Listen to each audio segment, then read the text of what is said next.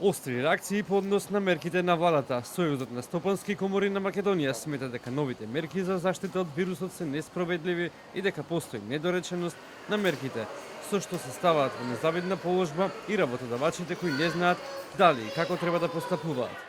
Во пракса се случува при инспекцијски надзор да се бара потврда за вакцинација за сите лица во објект, не правејќи разлика меѓу вработени и посетители, со што постои потенцијална можност за ограничување на правата на личен избор на лицата вработени дали се вакцинираат, за што се бара прецизирање и јасно објаснување дали влезот во објект е слободен за секој кој поседува доказ за имунизација или од ова се исклучок лицата во работен однос во овие објекти.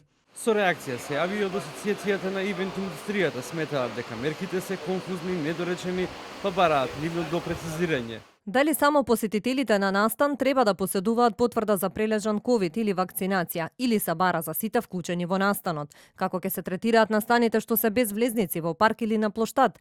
Кој ќе одговара ако некој прикажал лажна потврда? Прашуваат од Асоциацијата. Двете најголеми политички партии во клинч за мерките. Опозицијската ВМРО-ДПМН обвинува дека мерките се промашени. Владеачката СДСМ порачува, наместо да поддржуваат протести, опозицијата да стимулира вакцинација.